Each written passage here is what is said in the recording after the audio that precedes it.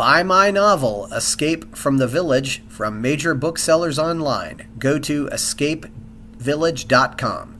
Subscribe to my Substack. Go to fountainheadforum.substack.com. Thank you. Welcome to the Party Pal. This is Fountainhead Forum 149. I'm talking to Marsha Enright, who is a founder of a Montessori school, longtime active in the Objectivist movement. She's been doing this for a long time. She's a big fan of Maria Montessori, and she's probably the go-to person if you want to talk about Montessori. How are you, Marsha? Good, thanks. Thanks for having me on. Yeah. Hey, first of all, I always like to start out this way. How did you get involved with all this? With Montessori? Ayn Rand, Maria Montessori. Okay.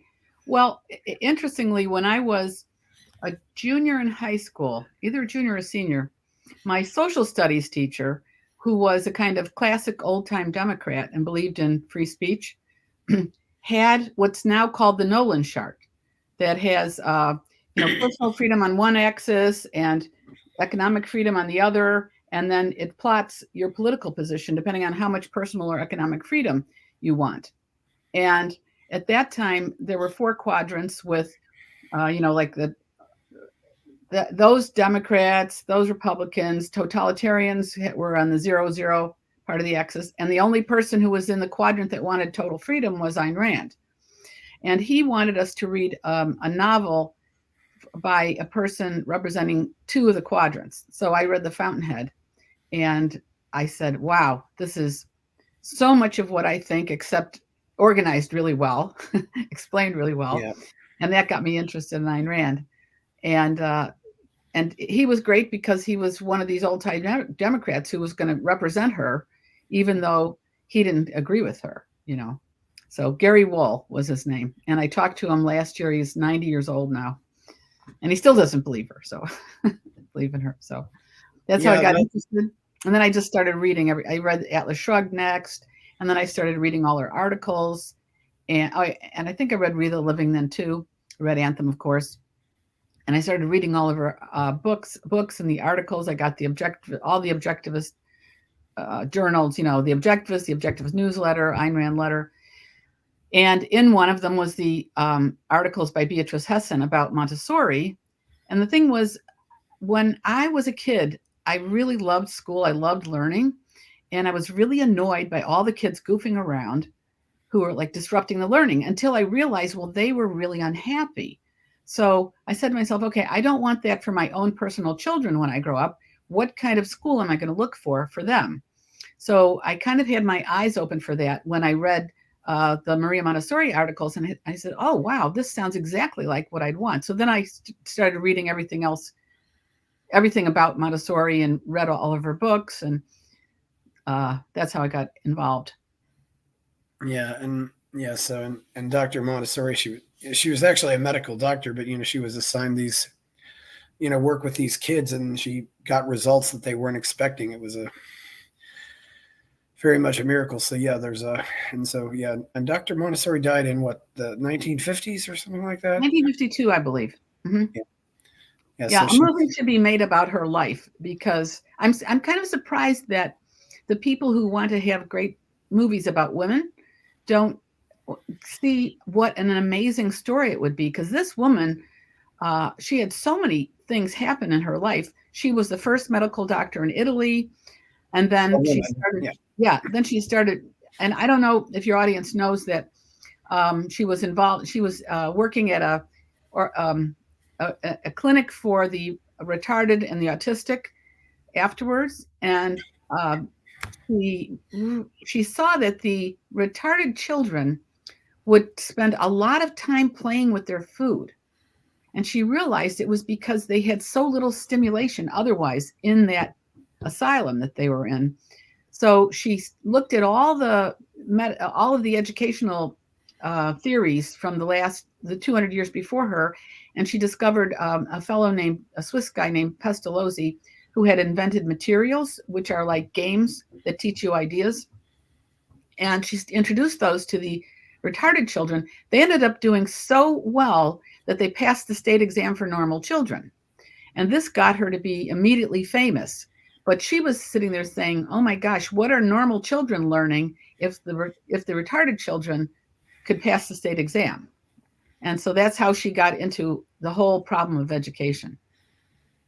Yeah, I mean that's I really wonder if how much potential we're not using. It's where we would go with that. Yeah. So you opened and so when did you first go to work, and did you go to work at a school or start your own school or? Yeah. So let me tell you just a little bit more about Montessori. So what happened was in 1906, or a little bit before that, there was this apartment complex in Rome that had been built in the 19th century by a Businessmen's Benevolent Association. And then there was a recession. And so then that association started to repopulate it with married couples of really, really poor, ignorant people. Very, very poor. Okay. And they had a problem where the parents were working all day and the children were left home alone, and they were vandalizing the building. So the apartment owners went to Dr. Montessori after she, got famous for this business with the retarded children, and they said, "Would you open a school?" So that was her first school there, and it was very experimental. She was an amazing experimental scientist. She could figure out by direct observation what now has been validated 100 years later by all this research on human development. She was such an objective observer about what was going on with the children, and so such a genius about it, So that's where she started her first school, and she had such remarkable results with these children of very, very poor and ignorant families that she became instantly famous around the world. People started coming from all over. So that was the beginning of the Montessori movement, and then it developed from there. And like I said, she had this amazing life where she, for example, in 1939, I think it was living in Barcelona because she didn't want her son to have to be drafted into the Italian army. And it was in the middle of the Civil War, the Spanish Civil War. And one day she's in her house and she hears the news that these anarchists are coming around and they're burning down all the churches and they're killing the priests and the nuns. And so she's Catholic. So she and her grandchildren go up to the second floor of their house and they wait to see what happens. Are these people going to come by and kill them? And instead, these anarchists with the bullets, like the bandoliers of bullets and everything, come to her house, and all of a sudden they start painting something around her doorway. And they leave. So then she runs down to see what it was, and it says, sorry, this always makes me tear up. And these rough, brutal men had written, "Respect this house. This is a protector of children." Sorry.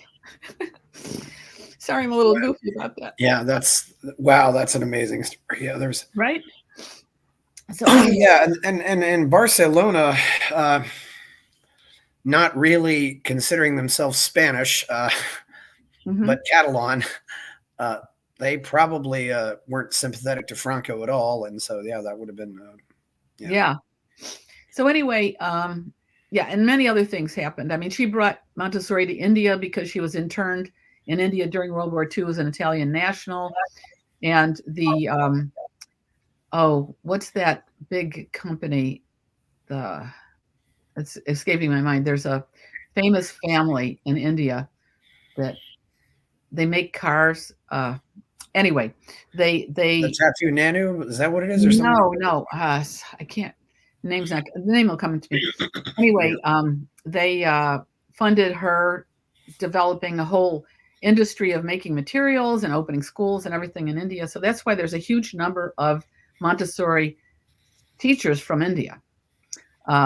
Anyway, so the many other things happened in her life that were just amazing. And I don't know if Charlotte had told you about John Dewey actually brought her to the United States.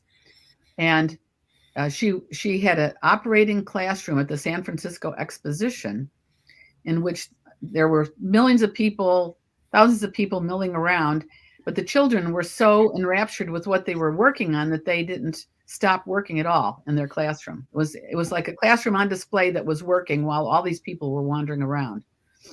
So, and that just showed how if you have the right environment for children and you give them the kind of learning that they need at their level, that they will be totally focused and in what, people call flow. And they just keep working and learning. And so the big question that all of us should ask is, if they're like that, well, I always say you can't, you really have to beat a 2-year-old to stop them from learning. So what happens by the time they're 8 years old and they're in traditional school? Obviously, they're very frustrated in the way that they're being offered the learning, and that's the big problem. So anyway, this is one of the, knowing all these things about Montessori and about the method, that's how I got interested. And when, after I had my first child, he went to a classic Montessori preschool, they call it Children's House, in our neighborhood. But there was no Montessori elementary. Well, there was a Montessori elementary magnet program, believe it or not, in a public school near us. But when I went to visit it, it was very uncertain. If you got one teacher, she really knew what she was doing with Montessori. If you got another one, they didn't know what they were doing. So I didn't want that. So anyway, I found a private school in a nearby neighborhood that he went to. And then, but when he turned, he'd been there 3 years, they had to move out of the school and they didn't want to come over to our neighborhood, but I had found a space. So I had known him. I had met a very brilliant Montessori teacher who had been working at that preschool, and she had moved on to someplace where she was working an hour away. So I said, well, maybe you'd like to work in our neighborhood. And a couple of other moms and we put together the program and started the school in 1990. So that was a Montessori elementary program. We eventually expanded to include a preschool. And a few years ago, I turned it over to a very wonderful Montessori teacher who had been working for us for quite a long time and who's quite dedicated to implementing authentic Montessori, because that was very important to me. Because a lot of Montessori schools, there's kind of mission creep after a while, especially when you get into the upper grades. Parents put a lot of pressure on the administration. Oh, you're not doing the same thing everybody else is doing. I'm worried my kid is not going to do well in school. And so then they pressure those schools through money, through tuition and everything, to get more and more traditional. And I knew that wasn't the right way to go. So we've always been a very authentic Montessori school all the way up to middle school. Yeah, that's something that happens. You end up with mission creep. You end up with some. Yeah, it's hard because parents just they think they want what's best for their kids, but they don't. Yeah, it's does it what does it look like when kids get older? Well, you mean a Montessori student? Yeah. I mean the Montessori schools, because by then the kids know how to read, they know how to do a lot of things on their own, so they already have the foundation. Well, there's a continuous line of materials, especially in mathematics, up into middle school, and the students are still working. They're very independently working. The oldest students in middle school, they have a plan that they are implementing in terms of their learning, what they need to work on, what they are interested in. And they do a lot of organizing of things. For example, if they want to learn about something, Chicago history, for example, they will do the organizing of what involved in taking a field trip to the Chicago History Museum, or to go, for example, in Chicago, there's a lot of cemeteries where you can do 2 historical tours, maybe go on that. They'll call them up, they'll make the reservations, they'll figure out what kind of transportation, what day to go, what other things they need. That's part of their what we call practical life, because in Montessori we have all these different elements of the curriculum, the intellectual curriculum, artistic curriculum, the practical life curriculum. So we want to make sure that a student is well accomplished, well skilled for facing what they need to know in life. And in middle school, they need to be very well organized. The beautiful thing about Montessori students is they have a fantastic work ethic. So what happens is when they get to high school, even if they go to a traditional high school, there's a slight period of adjustment, just like there is for every student. and then they're usually quite valued in high school because they're such great workers and learners. Yeah, and you said they're organized, so they're probably more likely, for example, to show up on time, and Yeah. that's something, Well, we had a student at our school. He graduated with a class of 5, went on to one of the premier Chicago public high schools here, Whitney Young, had 5,000 students. He ended up becoming president of his class, and eventually, and he was somebody who could take a standardized test and get a 99 on it all the time. He ended up leading a protest against standardized testing, and so that's the kind of skills they have. Yeah, Marsha, one thing for me that's become a cause of mine, not necessarily Montessori, but you've certainly seen it too. I had a grandfather who walked 2 miles to school each way as a 6-year-old. What do you make of this whole? We live in a society where children are now so overprotected. I mean, I was in Peru last week at this time, and you can see kids piloting canoes on the river at 6 years old in Peru. Mm-hmm. What do you make of all this? I mean, not related to Montessori, but this whole super protection of protecting children. It's just, I mean, what do you think about all that? It seems to be, I mean, I don't know for sure, but to my eyes, it seems to be a combination of so many parents both working, and so they don't know for sure what's going on with their kids all the time. Yeah. And they feel responsible for it. So then they want to be more involved, and they start, overseeing everything the child is doing outside of the classroom. And I think the smaller families, so that it's harder for a child just to walk outside and find somebody else to play with, because, for example, when I was growing up, you just walked outside and there were all kinds of kids on your block to go play with. And then all of this, I know that when my children were very young, there was all of this concern about child kidnapping. Yeah. And, all the milk cartons with the kidnapped children. I remember when this happened, this was back in the 80s, I thought to myself, if there were so many children being kidnapped, statistically, I should know somebody. Well, then it turns out that most of the kidnappings were parents who were divorced, and they were fighting over the children, right? Oh, but yeah. I'm not sure that the fear about that is ever left, Yeah, I wonder, I wonder about that too. How many of these Amber Alerts are literally just a non-custodial parent, or maybe if not a non-custodial parent, just an aunt and uncle or a grandparent too, that's just, so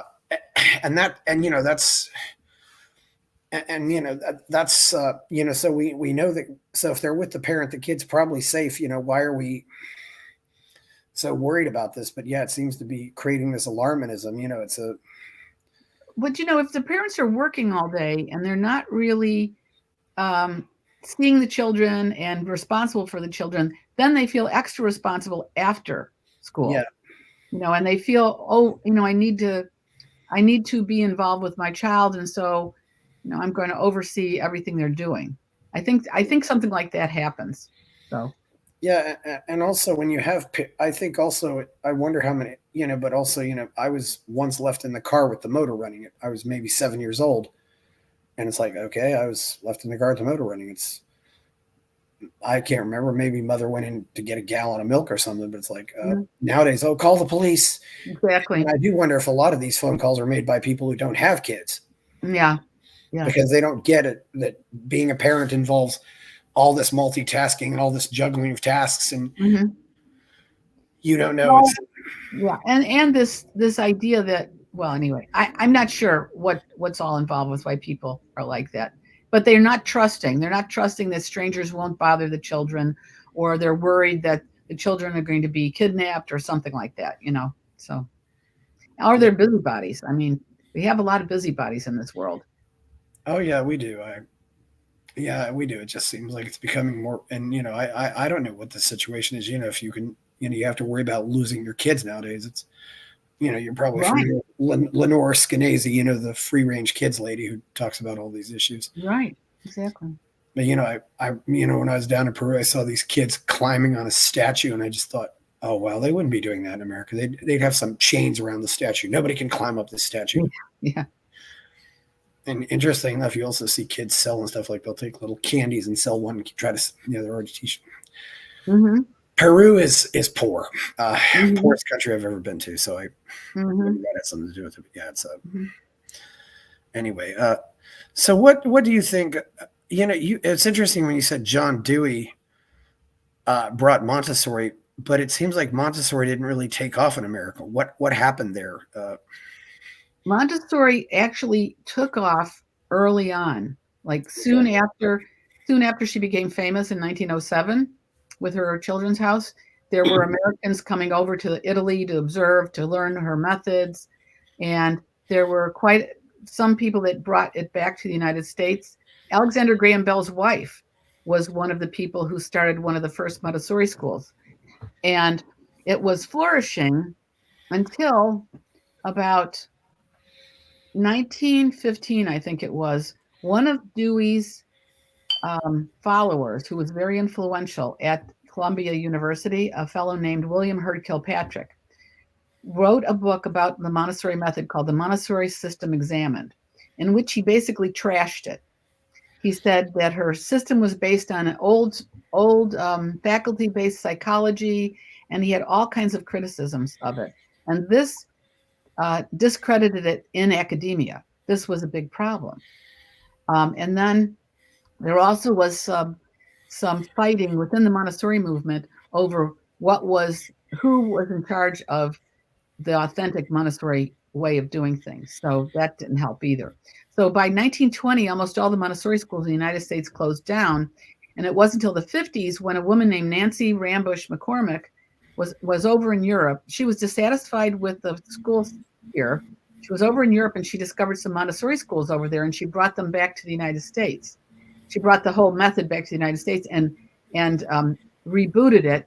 And from that time, it was a parent grassroots movement, not at all through academia. And in fact, to this day, I know that teachers who go to regular education programs in college, they learn about Montessori as if it's a historical method, not really as a living method often. They often learn it that way, like it's just a historical method. Some of them will find out that there's a Montessori school. There are Montessori schools and they'll go visit them. We've had teachers who became Montessori students, became Montessori teachers because of that. They went to college, they were in education, they went as a student teacher, they went to visit a Montessori school, they loved it, and then they went on to get the Montessori training. But for the most part, the Montessori training is outside of the university system. What do you think Kilpatrick's agenda was, or do you think he had an agenda? I mean, and what do you think they're? I guess what I'm saying is, do you think they really believe in this, or are they purposely trying to make the population stupid? Well, Dewey definitely had a collectivist agenda. If you look at his pedagogic creed, he was a classic progressive who said that, your purpose was to be part of this social collective, and school was to train you in something so you could be useful in society. It wasn't about developing the cognitive abilities of the individual, even though Dewey knew a lot about learning. I mean, don't get me wrong. He was quite brilliant and knew a lot about what people was involved in learning. But the program, and Kilpatrick was teaching that program, was about this more collectivist agenda. And Montessori is very individualistic. Each child is working on their own work. They're going at their own pace. The teacher's job is to be a good scientist and observe the children in the classroom and see what each child needs and present them with the material at the time that's right for that child. The child can work on a material for as long as they like until they feel that they've mastered it, and then they show the teacher that they have mastered it by testing out of the material. And it's The other beautiful thing about it is that it's freedom in a structured environment. That's the dictum in a Montessori classroom. So you have a lot of choice, but it's within certain principles. So you can't just take the materials and just play with them any way you want. You have to use them the way they were designed to be used, because that's what we're doing in this classroom. It's not free playtime. And the classroom is organized so that the child knows where the organization of the materials, the materials are on the shelf according to the domains of learning. So all the writing materials will be on one shelf, and then it's in order of difficulty. So the child has a lot of self knowledge about, he doesn't have to go to the teacher to find out, well, what's the next material I should be doing. He knows what the order is. And also the principles of the classroom, where how the child is supposed to behave, is very much like what you need in a free society. The child can go to the classroom, take the shelf, take the material they want, bring it to their own space. They don't have to share it with anybody, but they can if they want to. And what happens is children want to all the time. And when they're done, they have to put it back so that the next person has an opportunity to use it. So it's very orderly. It's very reasonable. They have to learn, excuse me, how to resolve conflict with each other. If they have a conflict, we have a part of the curriculum is called the Peace Corner, where they each get a chance to say their piece about what it's peace, P-E-A-C-E, but then they each get a chance to say their piece, P-I-E-C-E, about what was happening in the conflict in order to resolve it between them. So there's many aspects of it that encourage really good behavior. The child is so enjoying what he's doing or what she's doing that they develop what Maria Montessori called self-discipline, where they develop patience in waiting to talk to the teacher or to get the material, because when they know when they get it, they can have it as long as they want it. So there's so many things about it that are great for developing the child. Yes, self-discipline. That's something I think is important. In your Montessori famously said, only discipline can come through liberty. Exactly. Yeah.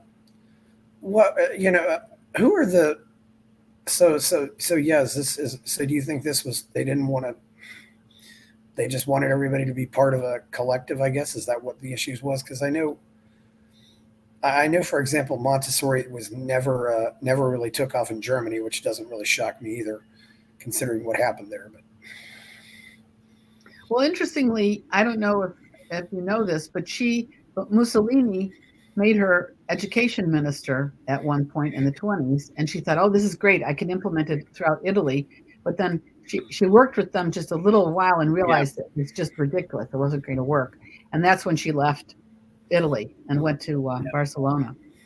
So, well, I think that Kirkpatrick, in examining the Montessori classroom, realized how individualized it was, and it wasn't preparing the children to just march along and be part of the social collective, even though it's one of the best ways to socialize a child.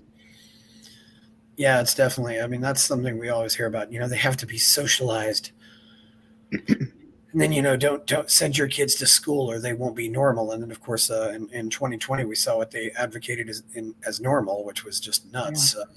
But anyway. It was horrendous what happened. Horrendous. Yeah. Yeah. And, most Montessori schools didn't close down. They kept going. They found ways to accommodate. I mean, our Montessori school, Council Oak Montessori, had, if students wanted to come to school, they had made outdoor locations for them to work. They had masking policies, that were state mandated. And they also had online if parents were afraid to send their kids to school. Same thing with the teachers. So they just bent over backwards to make the best education possible in those circumstances.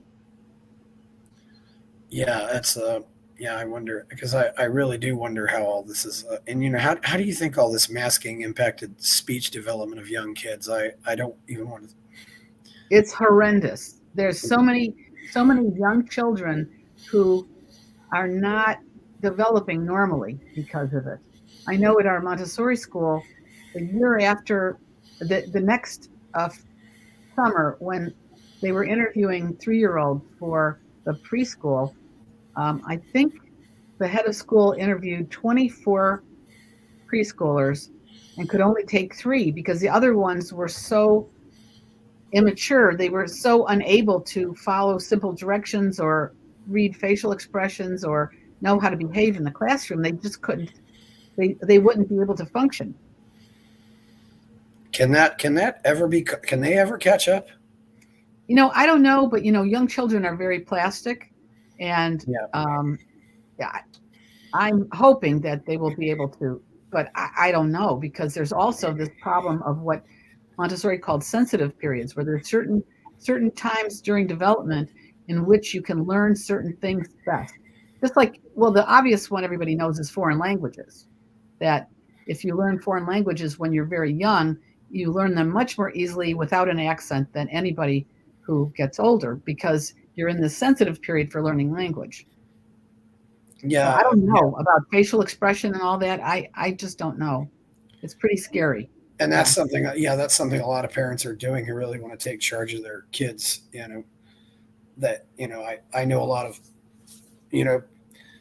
like the American in Mexico, he said, yeah, my kid will know both languages. He wants his kid to be bilingual because he knows because it opens so many doors that you wouldn't have opened to you otherwise. Right.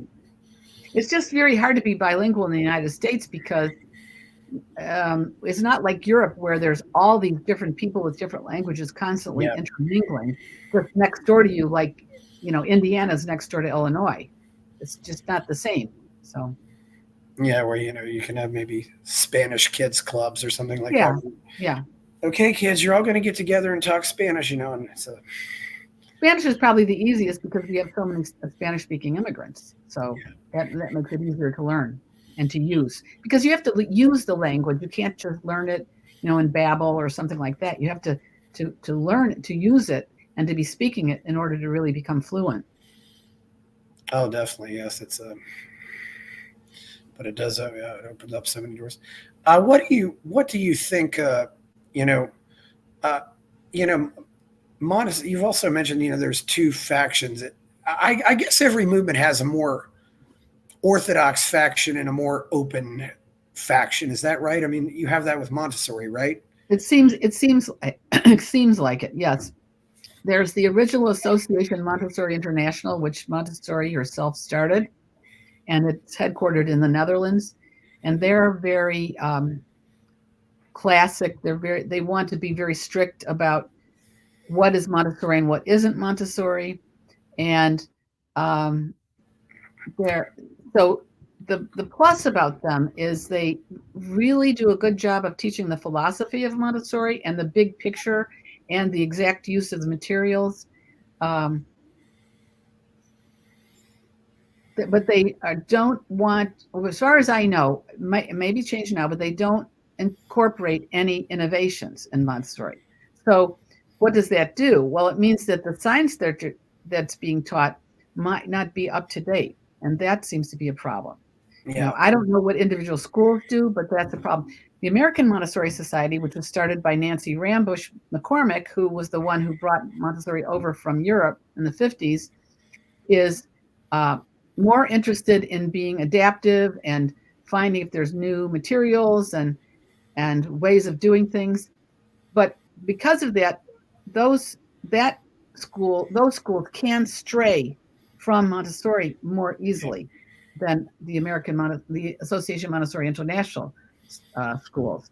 So it's kind of like a 6 of one, half a dozen. You have to be careful. If you're running your school, you want to make sure that you're really sticking to the authentic Montessori programs, but you also want to make sure that, okay, you're teaching up-to-date science.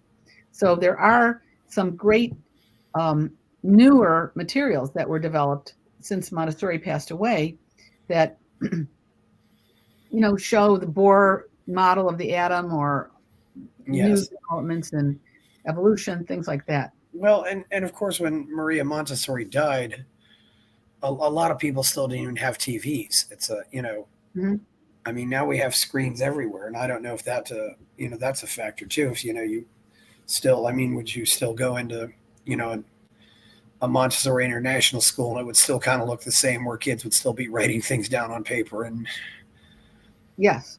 yeah. Yes. Well, even in a good American Montessori Society school, it would be too. Yeah. You don't have, for example, you don't have the children that are under 6 using screens at all. Yeah. Because their level of development is sensory motor. So you want them to be doing as much as possible in the sensory area and in movement, their fine motor movement, their large motor movement. You want them interacting with nature. One of the things that I noticed, 30 years ago, Montessori teachers talking about was nature deprivation, because so many students, and I think this was going along with the students, with the parents working and not having time to take them out into the outside that much, we're not getting a chance to interact with the natural environment enough. And that's something that you do in the Montessori schools. You'll take the little kids out and collect leaves and note and observe the birds and the trees and the insects and all that kind of thing. This summer, we're going to have a giant influx of cicadas here in Chicago, the Chicago Midwest area. There's going to be two groups being born at the same time. And so that'll be really fun. It'll be like bugs everywhere. So. Yeah, that's definitely a case. I think kids probably are spending more time inside. I don't know if that's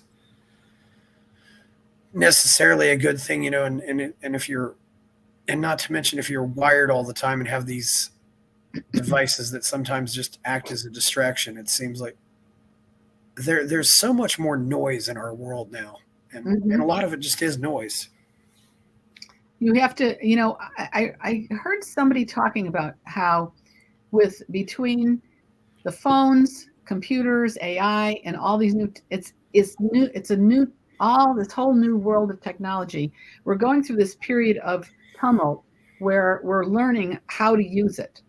And I forgot who it was saying this, but they think that at a certain point we'll have new principles. People will know, okay, you have to put that away and you have to do this in order to really be able to concentrate. And everybody will be much more self-regulated about how they're using their technology. Yeah, I wonder that too, because you can certainly get addicted to screens. It's even before computers, there was a lot on TV, and these are all very powerful tools. But I also worried too, though, that sometimes if kids have such easy access to calculators, for example, are they ever going to learn how to do math without a calculator? And I don't know if that's, if people always have audiobooks, are they even going to bother to learn to read? That might be a pessimistic way of looking at it, but it's certainly a possibility, Some might not. It's hard to know. That's why each person has to. I mean, this is a wonderful thing about a Montessori school, is that the child learns to be very self-regulated and is involved with the real world in their learning, and learns math in an extremely fundamental way, so that when they get to the point where they need calculators, they still have the conceptual structure about what the math is about. Yeah, and they get to a point where they really want to learn it. I mean, sometimes if they're doing maths where it's more applied to real life, like it's the team scored 45 points in the basketball game. Joe scored 23. How many points did the rest of the team score? It's that kind of thing. It's it's funny. When I was a kid, I hated word problems. I just found them extremely annoying. But as an adult, that's mainly the kind of math that I do, is word problems. I often say the only thing I would absolutely positively want to force my kids to learn is I definitely think kids have to learn how to swim. That's a very important skill. I mean, just it's a life-saving skill. Yeah. That's why. Just if you're ever in a situation where you're in trouble, you'll have the confidence that you can get out of trouble. And you don't know when that's going to happen. But yeah, it's a. But maybe some other things like, it's basic CPR, stuff like that. But yeah, and what do you think? How many people are into Montessori right now? I mean, is it still 10%, 5%, 20%? Gee, I haven't looked up the statistics lately. I know that, I wanted to mention the American Montessori Society has an initiative to accredit schools that are authentic Montessori. So they know about this problem in American Montessori schools that they can have creep, away from Montessori. So I'm very happy to see that. I think that's a great idea. I know the last time I knew there were about 5,000 to 6,000 Montessori schools in the United States, but they've been growing like crazy because people realize that they're a great alternative to traditional education. Montessori elementary programs have been growing by leaps and bounds, and there have been a few high schools opening around the country. I don't know how many, but yeah, I would look at, if I'd known, I would have looked up at the American Montessori Society and see if they have the numbers, what they think the numbers are. Yeah, that would be interesting. I don't know. Is America, is she most popular in Italy, or where are some of the No, actually here. from Montessori? Yeah. No, here, because we have a free market in some Okay. respect. We have more of a free market. In the European countries, the problem is that they have the governments provide all the education, and they make it harder for the private schools in many of the countries. So I remember reading, I don't know if it's still the case, but I remember reading about 10 years ago about these parents in Germany getting in trouble for doing homeschooling. Like getting in trouble with the authorities, the police, for homeschooling. It's still explicitly illegal there, as far as I know. It's a. One of the things I worry about with the school choice movement is that if they pass these vouchers, for example, for parents, I mean, I think it's absolutely wonderful to have parents have choice. But if they pass the vouchers for those, every school but the most wealthy is going to have to take it, or they're probably not going to be able to stay in existence. And then after a while, there's going to be some kind of corruption. You know how that always happens at some schools. Yeah. And the governments are going to come in and they say, oh, well, we have to oversee the way the vouchers and where the vouchers are going to be used. And then are they going to start imposing regulations on the private schools? And before long, you're going to have government-regulated, highly regulated private schools. I'm very worried about that because it happened in Europe. I talked to an economist in Europe, in Sweden. He said, oh, yeah, that happened in Sweden. And now the schools there are much more all in line with each other. So. Yeah, well, in a way, we've already seen it happen with the colleges. Mm-hmm, exactly. I mean, with the exception of these few colleges that don't take any, that's one thing. What do you think this is all tied in with the colleges too? I mean, we know about the woke nonsense, and this is not a new problem. It's been going on for a long time. I mean, Well, no, it's been going on since the 60s. And as you know, I have been working on opening a new college for quite a long time, publicizing that idea. Yeah. Recently, it's finally gotten traction as the public has become much more aware of the problems going on in colleges. What happened was that in the 60s, the radicals tried to change our culture directly with all of their protests and things like that. And they realized, they couldn't. And they were all leftists. And they want collectivism. They want socialism. They want communism. They were progressives. They realized they couldn't do it directly.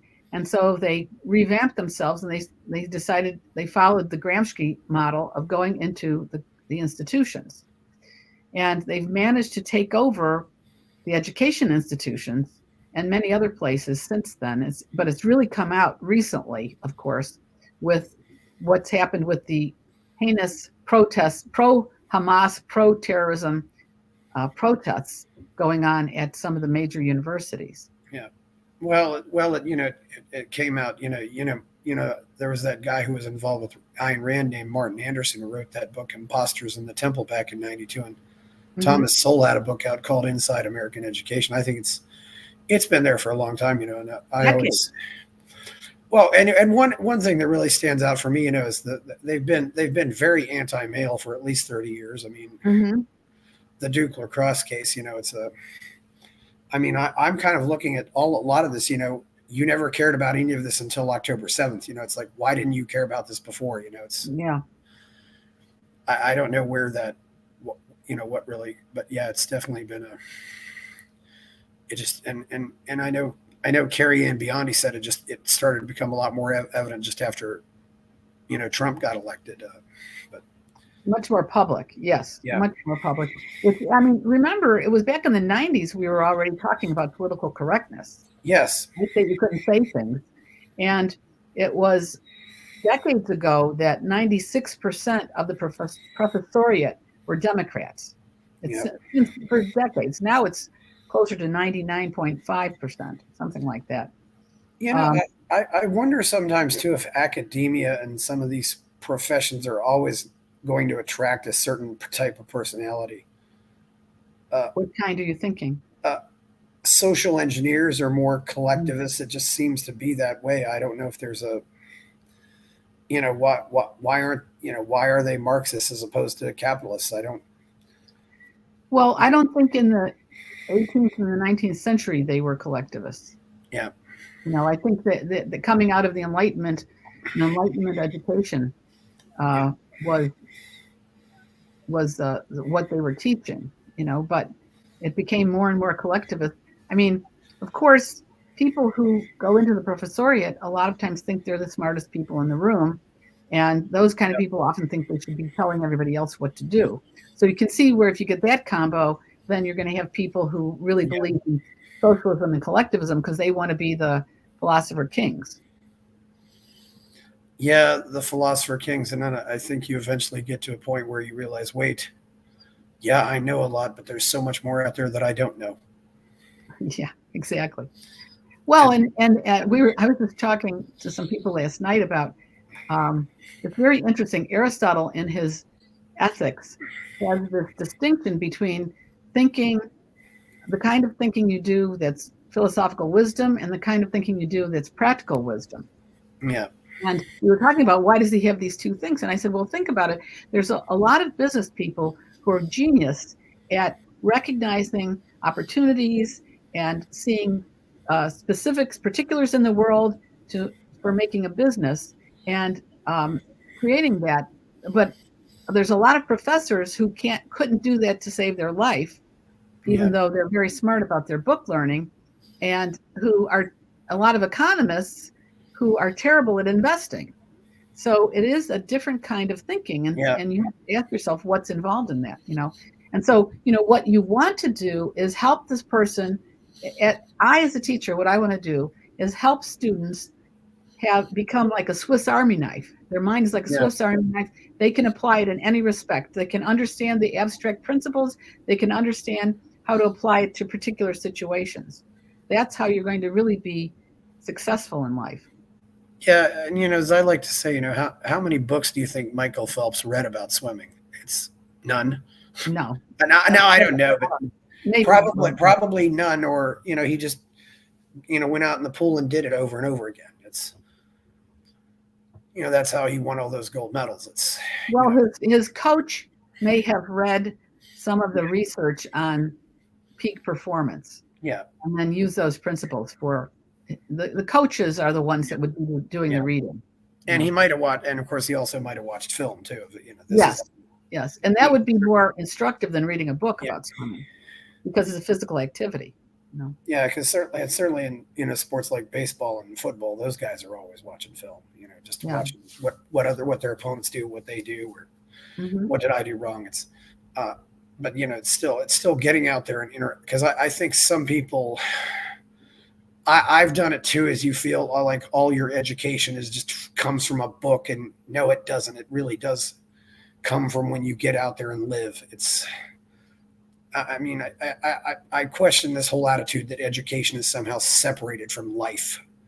It's not. It is life. Well, what you want to do in the school, this is what we do in our Council Oak Montessori School. This is what we're working on in my projects with older students.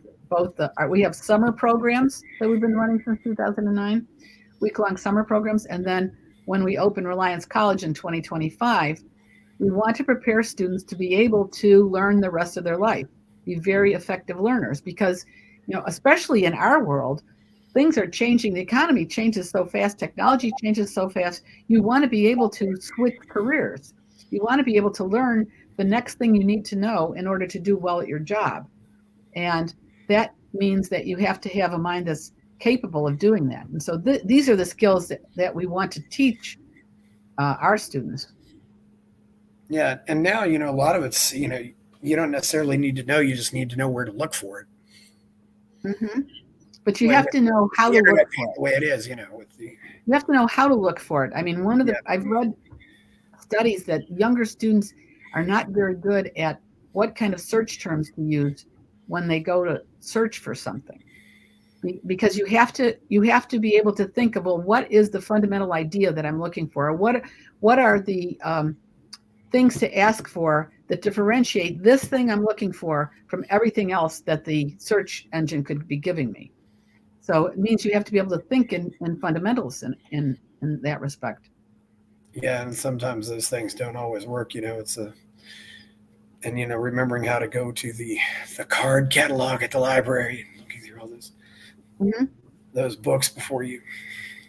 So yeah, where do you think? Where are you? What's the fundamental principles of your college? I mean, is it? It seems like to me you also do a lot of dialogues, and you really teach people to have conversations. Mm-hmm. Well, the fundamental our college is devoted to reason, individualism, and a free society, and it wants to help the student become the entrepreneur of their own life.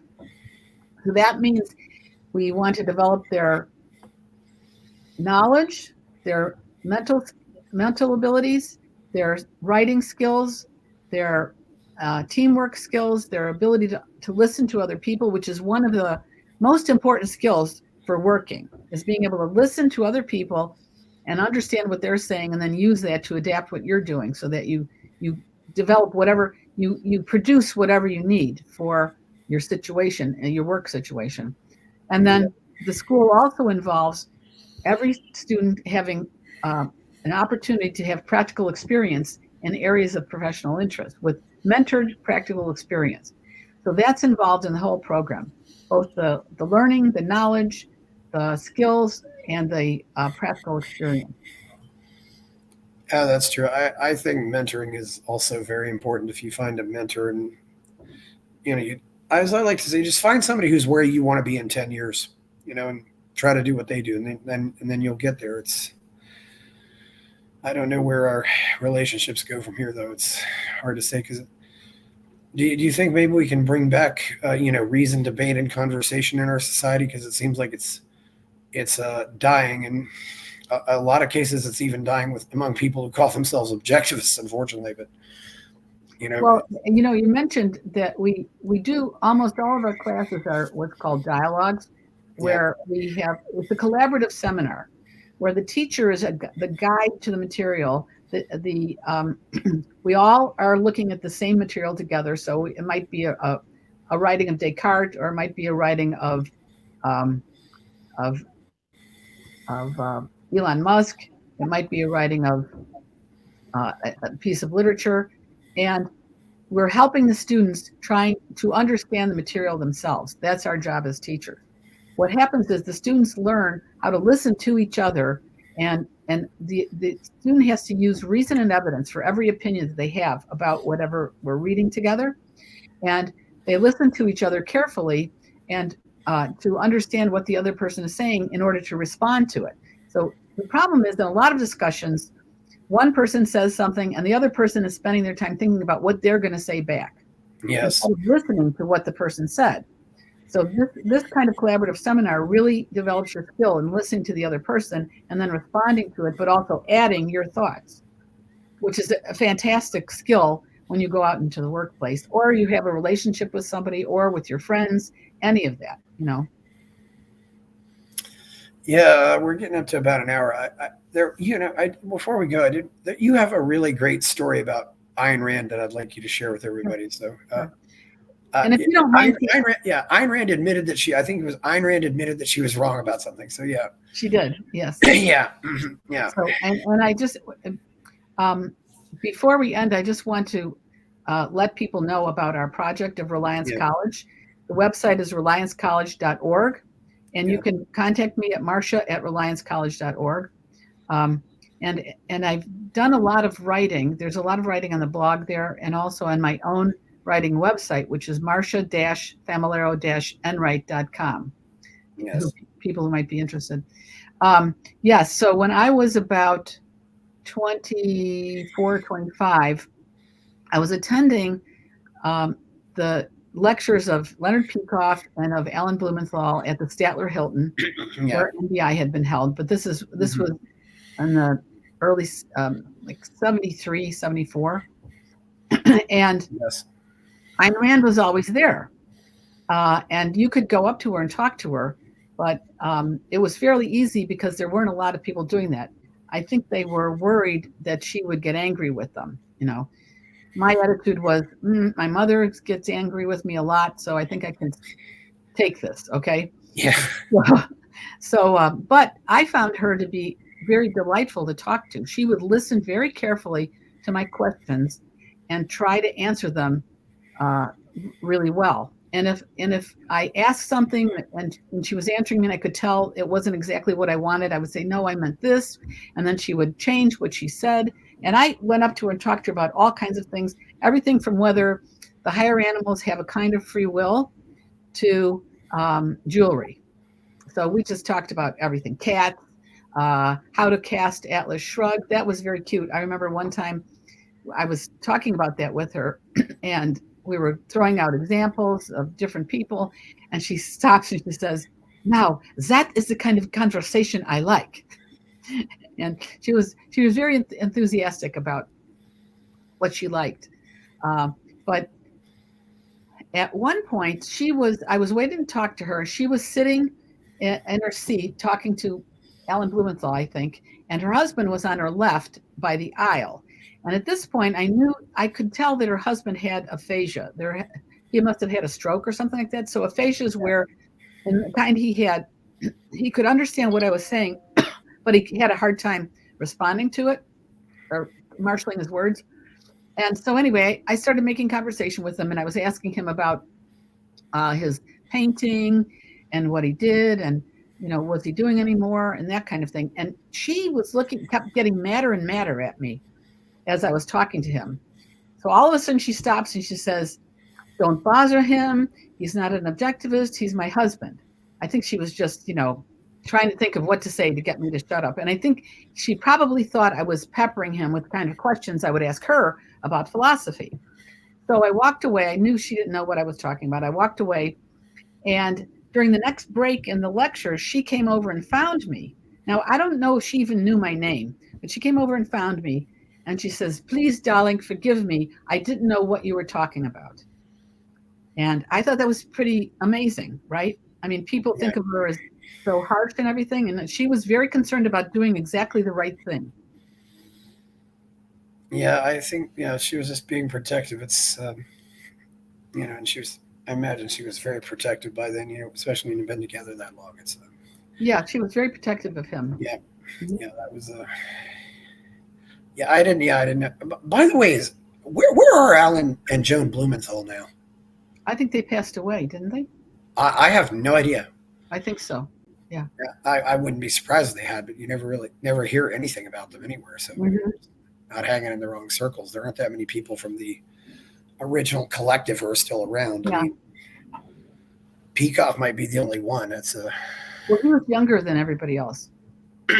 Yeah, he was younger. He's in his late 80s or almost 90s. Yeah. Mm-hmm. Okay, well, it's been great having you here. Yes, Reliance College Board. Yeah, thank you for coming on, Marsha. And you've certainly hope it's a good day. Oh, by the way, Midway or O'Hare, which do you prefer? Midway. Okay, yeah. So much easier. So much easier. Yeah. Yes.